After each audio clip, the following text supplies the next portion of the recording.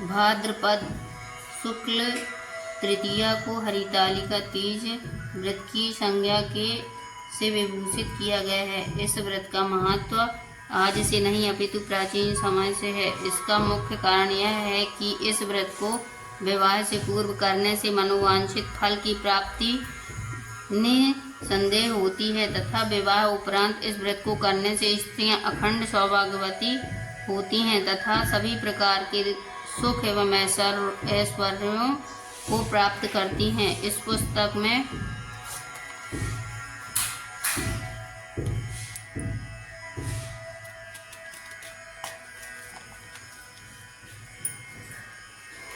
हरितालिका व्रत कथा।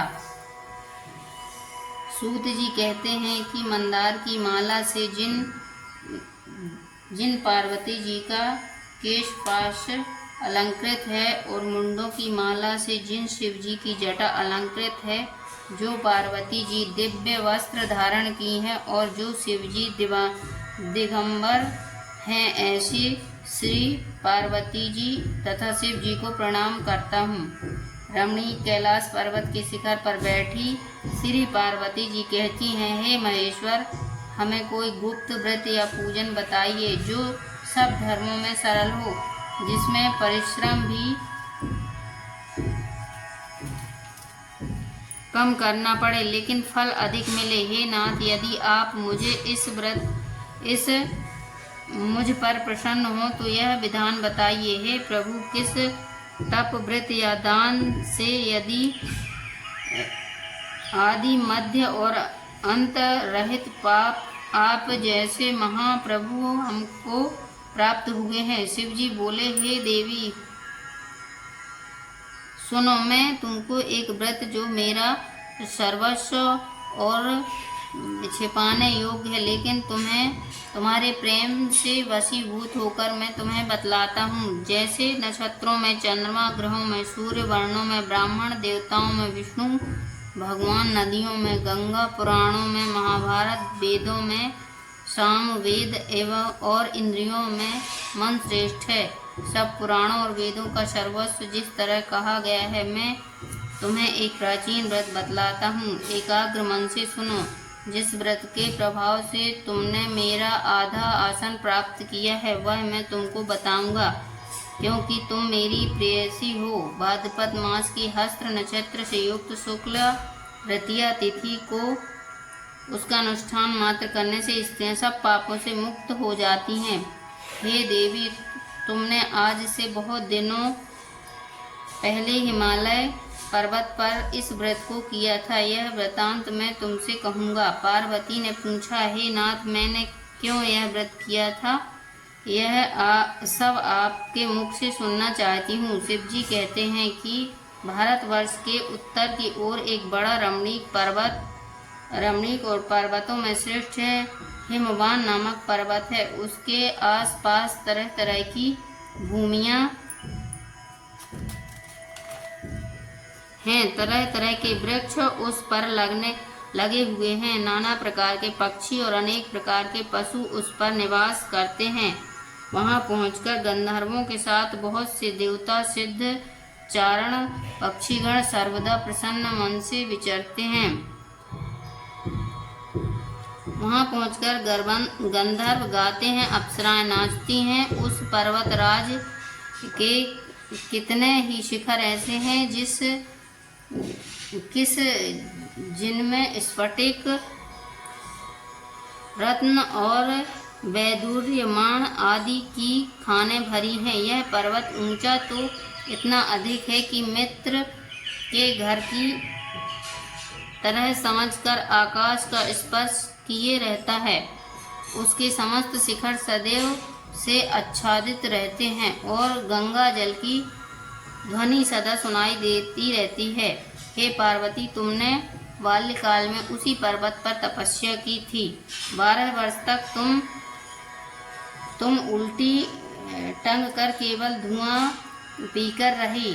64 वर्ष तक सूखे पत्ते खाकर रही। माघ मास में तुम जल में बैठी रहती और बैसाख की दोपहरिया में पंचाग्नि तापती थी।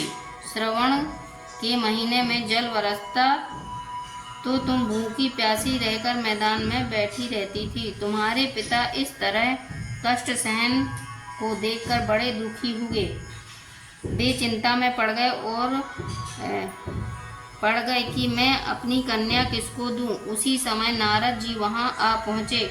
मुनि श्रेष्ठ नारद जी उस समय तुम्हें देखने को गए थे। नारद को देखकर गिरि ने आर्घ्यपाद आसन आदि देकर उनकी पूजा की और कहा, हे स्वामी, आप किस लिए आए हैं? मेरा अहोभाग्य है, आपका आगमन मेरे लिए अच्छा है। नारद जी ने कहा, हे पर्वतराज, सुनो, मैं विष्णु भगवान का भेजा हुआ आपके पास आया हूँ। आपको चाहिए कि यह कन्या रत्न किसी योग्य वर को दें। भगवान विष्णु के सामान्य योग्य वर ब्रह्मा, इंद्र और शिव, इनमें से कोई नहीं है। इसलिए मैं कहूँगा कि आप अपनी कन्या भगवान विष्णु को ही देवें। हिमवान ने कहा, भगवान विष्णु एवं स्वयं मेरी कन्या ले रहे हैं और आप यह संदेश लेकर आए हैं, तो मैं उन्हें अपनी कन्या दूंगा। हिमवान की इतनी बात सुनकर मुनिराज नारद आकाश में विलीन हो गए।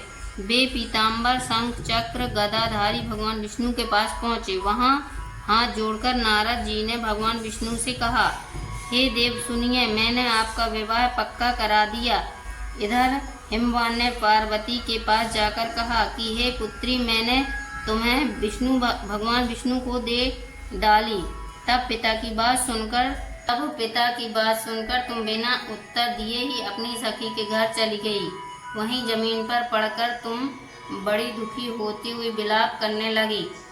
तुमको इस तरह विलाप करते देख एक सखी ने पास आकर कहा, देवी, तुम क्यों इतनी दुखी हो? इसका कारण बतलाओ।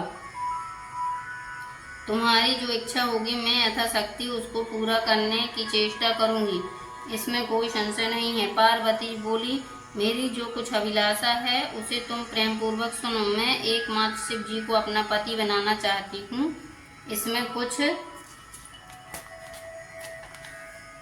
भी संशय नहीं है। मेरे इस विचार को पिताजी ने ठुकरा दिया है। इससे मैं अपने शरीर को त्याग दूंगी। पार्वती जी की इस बात को सुनकर सखियों ने कहा कि शरीर का त्याग ना कर, चलो किसी ऐसे वन को चले जहाँ पिता को पता न लगे। ऐसी सलाह कर तुम वैसे वन में जा पहुँची। उधर तुम्हारे पिता घर घर तुम्हें खोजने लगे। दूतों द्वारा भी खबर लेने लगे और कि कौन देवता या किन्नर मेरी पुत्री को हर ले गया है। उन्होंने मन ही मन कहा, मैं नारद जी के आगे प्रतिज्ञा कर चुका हूँ कि अपनी पुत्री भगवान विष्णु को दूंगा। ऐसा सोचते सोचते हिमवान मूर्छित हो गए।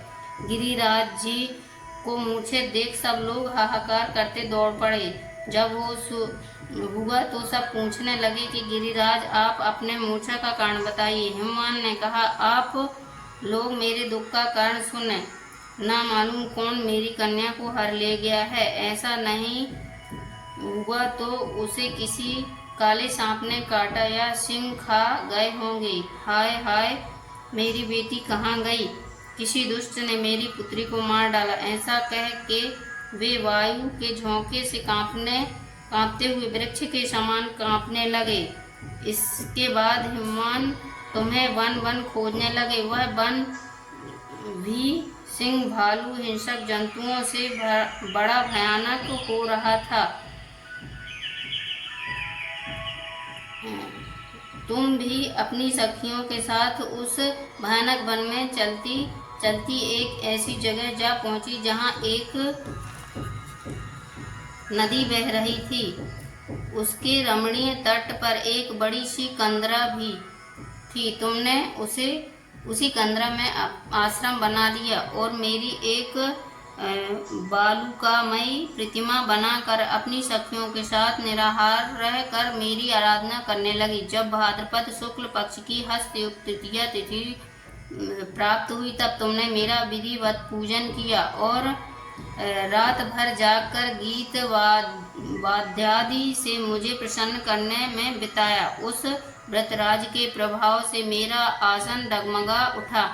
जिससे मैं तत्काल उस स्थान पर जा पहुंचा जहां पर तुम अपनी सखियों के साथ रहती थी। वहां पहुंचकर मैंने तुमसे कहा कि मैं तुम पर प्रसन्न हूँ, बोलो क्या चाहती हो। तुमने कहा, मेरे देवता, यदि आप मेरे ऊपर प्रसन्न हैं तो मेरे पति बने। मैंने तथास्तु कर कैलाश पर्वत पर वास करने आने पर तुमने यह प्रतिमा नदी में प्रवाहित कर दी और सखियों के साथ उस महाव्रत का पारायण किया। हिमवान भी तब तक उस वन में तुम्हें खोजते हुए आ पहुँचे। चारों दिशाओं में तुम्हारी खोज करते करते वे व्याकुल हो चुके थे, इसलिए तुम्हारे आश्रम के समीप पहुँचते ही गिर पड़े। थोड़ी देर बाद उन्होंने नदी के तट पर दो कन्याएं देखी। देखते ही उन्होंने तुम्हें छाती से लगा लिया और विलख कर रोने लगे। फिर पूछा, पुत्री, तुम सिंह, व्याघ्र आदि जंतुओं से भरे इस वन में क्यों आ पहुँची? पार्वती जी ने उत्तर दिया, हे पिताजी, मैंने पहले ही अपने आपके को शिव जी के हाथों सौंप दिया था। आपने मेरी बात टाल दी, इससे मैं यहाँ चली आई। हिमवान ने सांत्वना दिया कि हे पुत्री, मैं तुम्हारी इच्छा के विरुद्ध कुछ नहीं करूँगा। तुम्हें अपने साथ घर ले आए और मेरे साथ तुम्हारा विवाह करा दिए। इसी से तुमने मेरा अर्धासन पाया है। तब से आज तक किसी के सामने मुझे यह व्रत प्रकट करने का अवसर प्राप्त नहीं हुआ। हे देवी, मैं यह बताता हूँ कि इस व्रत का हरितालिका नाम क्यों पड़ा। तुमको सखियाँ हर ले गई थी, इसी से हरितालिका नाम पड़ा। इस पर पार्वती जी ने कहा, हे प्रभु, आपने नाम तो बताया, अब विधि भी बताएं। इसका क्या पुण्य है, क्या फल है, यह व्रत कौन करे? श्री शिव जी पार्वती जी से कहते हैं, हे देवी, मैं स्त्री जाति की भलाई के लिए उत्तम व्रत बतलाया हूँ। जो स्त्री अपने सौभाग्य की रक्षा करना चाहती है वो वह यत्न पूर्वक इस व्रत को करे। पहले कदली के खम्भे आदि से सुशोभित एक सुंदर मंडप बनावे, उसमें रंग बिरंगे के रेशमी कपड़े के चंदावा लगाकर चंदन आदि सुगंधित दिव्य से वह मंडप लिपवावे। फिर शंख, भेरी, मृदंग आदि बजाते हुए बहुत से लोग एकत्र होकर तरह तरह के मंगलाचार करते हुए उस मंडप में पार्वती तथा शिव जी की प्रतिमा स्थापित करें। उस रोज दिन भर उपवास कर बहुत से सुगंधित फूल, गंध और मनोहर धूप, नाना प्रकार के नैवेद्य आदि एकत्र कर मेरी पूजा करें और रात भर जागरण करें। ऊपर जो वस्तुएं गिनाई गई हैं उनके अतिरिक्त नारियल, सुपारी, जमीरी, नींबू, लौंग, अनार, नारंगी आदि जो जो फल प्राप्त हो सके उन्हें इकट्ठा कर लें। उस ऋतु में जो फल तथा फूल मिल सके विशेष करके रखे। फिर धूप दीपादि के द्वारा निम्नलिखित मंत्रों का उच्चारण करता हुआ पूजन करें। इसके बाद शिवाय शिव रूपिणे कह के यहाँ से लेकर प्रसन्न भाव पार्वती तक के मंत्रों का उच्चारण करें, जिसका अर्थ है इस प्रकार है, हे शिवे, शिव रूपिणी, हे मंगले, सब अर्थों को देने वाली, हे देवी शिव रूपे, आपको नमस्कार है। हे शिव रूपे, आपको नमस्कार है। हे शिवे, आपको सदा के लिए नमस्कार है। हे शिव ब्रह्मा रूपिणी, आपको नमस्कार है। हे जगद्धात्री, आपको नमस्कार है। हे सिंहवाहिनी, संसार के भय से भयभीत मुझ दीन की रक्षा करें, इस कामना की पूर्ति, हे जगद्धात्री, आपको नमस्कार है। हे सिंहवाहिनी, संसार के भय से भयभीत मुझ दीन की रक्षा करो, इस कामना की पूर्ति के लिए मैंने आपकी पूजा की है।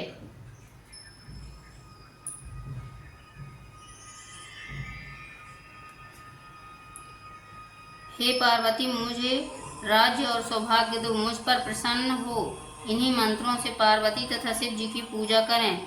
तदंतर विधि पूर्वक कथा सुने और ब्राह्मण को वस्त्र, गौ, स्वर्ण आदि देवें। इस तरह एक चित्त होकर स्त्री पुरुष दोनों एक साथ पूजन करें। फिर वस्त्र आदि जो कुछ हो सके उसका संकल्प करें। हे देवी, जो स्त्री इस प्रकार पूजन करती है वह सब पापों से टूट जाती है और उसे 7 जन्म तक सुख तथा सौभाग्य प्राप्त होता है। जो स्त्री तृतीया तिथि का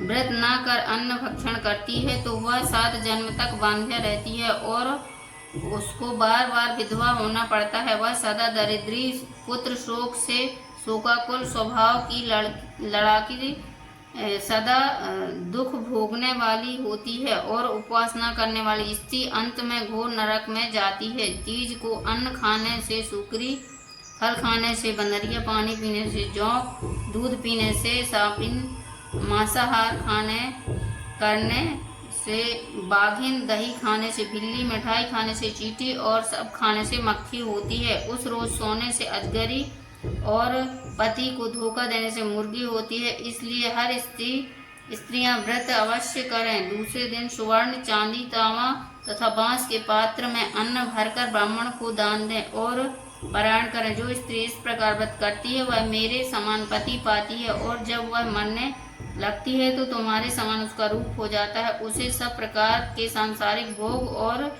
सायुज्य मुक्ति मिल जाती है। इस हरितालिका की व्रत कथा मात्र सुन लेने से प्राणी को 1000 अश्वमेध और सैकड़ों वाजपेयी यज्ञ करने का फल प्राप्त होता है।